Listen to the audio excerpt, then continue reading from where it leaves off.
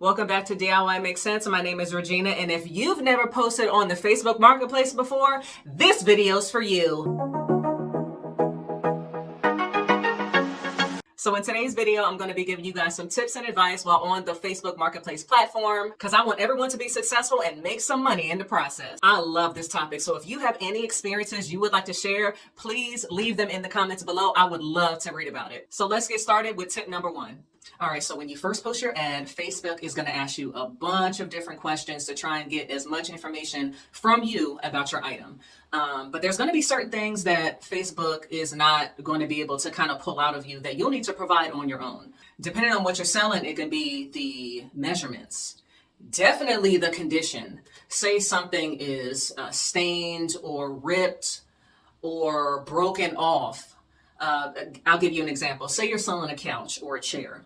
This chair has had a rip in the back for the longest. It's never bothered you because it's sitting up against the wall. But someone interested in that item is going to want to know that information.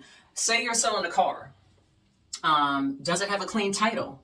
You know, Facebook's not going to ask you that. You may need to provide that information so your potential buyers know that up front. There's nothing like having someone travel 30 minutes, an hour, or whatever, or just period, just dedicating time to meet you to purchase this item. They're going to want to know all that information up front.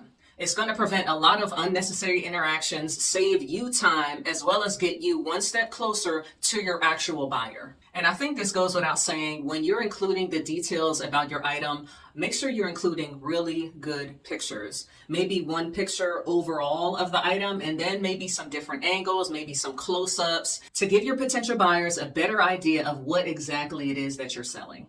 Now, you can actually control who sees your ad. It could be posted in the marketplace, in addition to other local groups in your community.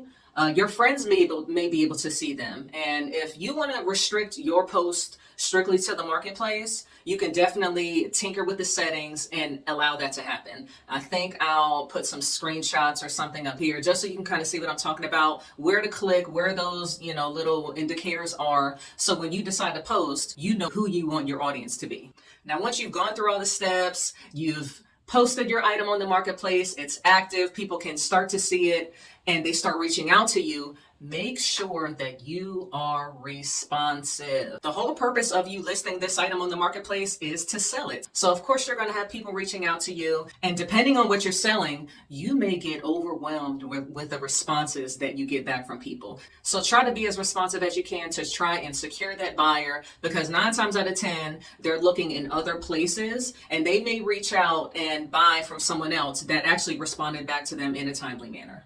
So instead of throwing an item away, or you don't necessarily feel like donating it, maybe the item is too big, maybe you just don't feel like getting out, you can actually post items for free on the marketplace and have potential buyers come to you. For me, this option is a win-win because mainly I don't have to get up and haul this thing away.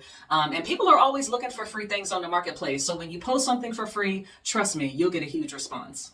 Now, while your item is active and people are responding back to you, expect people to negotiate with you. That's just a part of the marketplace culture. People will try and negotiate with you. It's pretty much expected. Depending on what you're selling, maybe you're selling a car, they'll try to lowball you, and they may do this. I'm going to say lowball or negotiate depending on what it is that you're selling.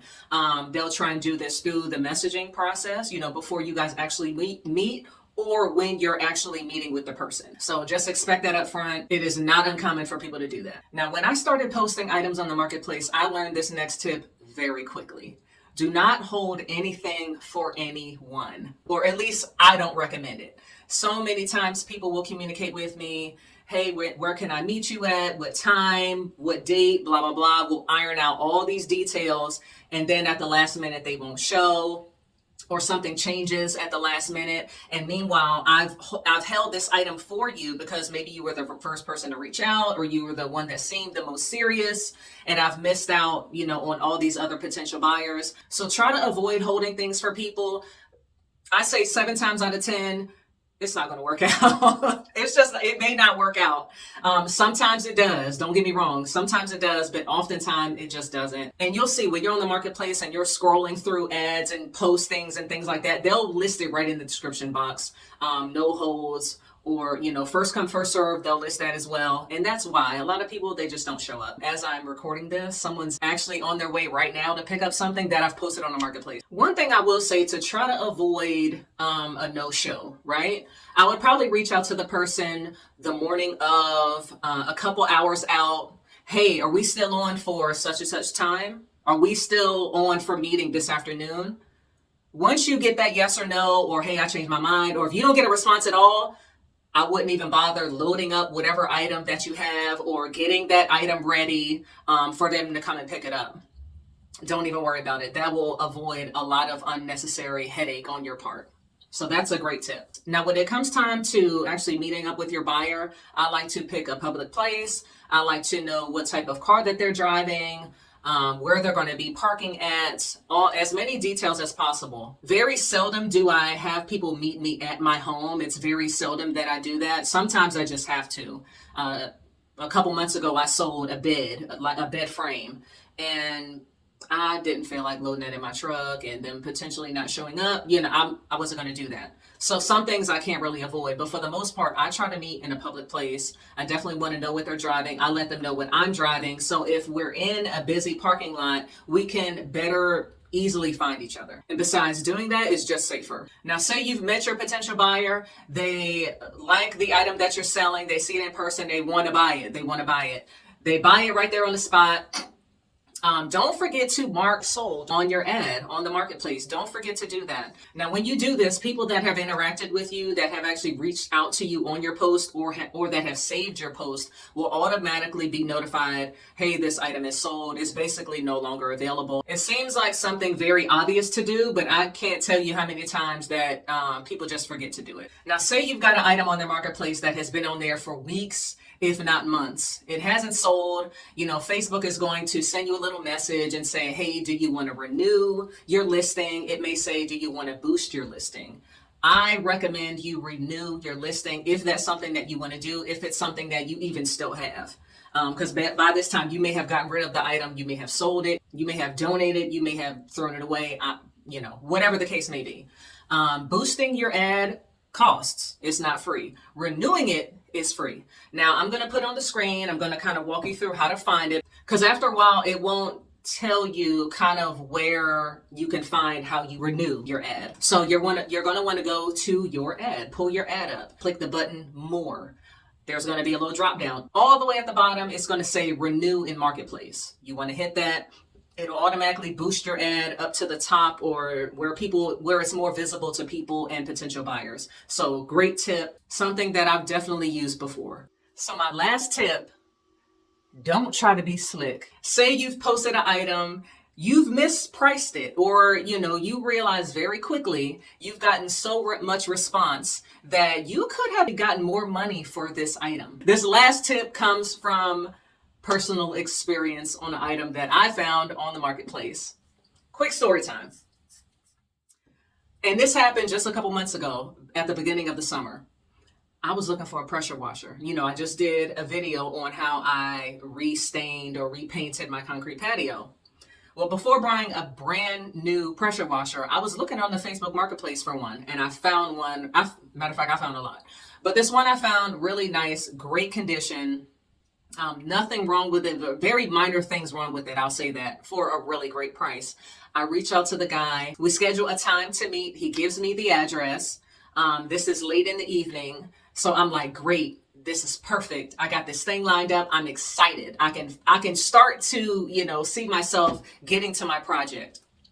I go to bed. The next morning, I reach out to the guy. I go in, my messenger. I find the ad and I'm going to respond to him.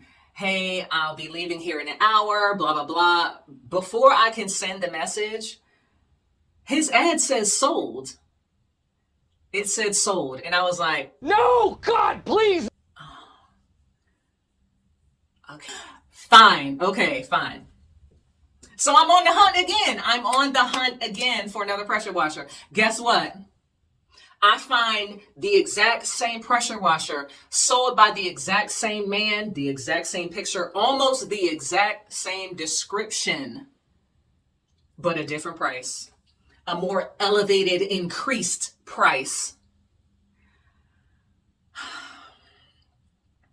was really trying to mind my business and practice restraint.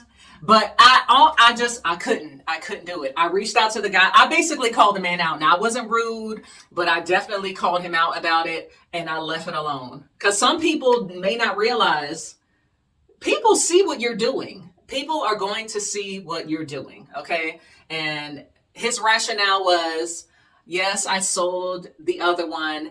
I actually have another one that's the exact same as the original one that I was going to sell you. He told me it was the exact same one, but he just had two and they were identical. If you can't fool me, sir. You cannot fool me. I called him out about it. I left it alone. And at the end of the day, I ended up having to buy a brand new pressure washer. They were just in such huge demand, especially this summer, that I was just like, you know what? If I don't buy a brand new pressure washer now, I just won't get to my project. So I ended up having to do that. But great story. I learned a lot from that situation, my whole interaction with this guy, and something I definitely want to pass on to you guys so you don't make that same mistake and you avoid a little bit of embarrassment. And for those wondering, yes, his item sold. Whatever. But he wasn't getting that extra money from me. I'll tell you that. Moving on. A video of just me talking on camera. That was uncomfortable. So right now I've got a little over a dozen videos and I'm really still getting used to all of this. So if you want to see all the awkwardness unfold, feel free to subscribe. That was fun. Anywho, I appreciate all of you. Thank you so much for watching. I'll catch you guys in the next one. Bye.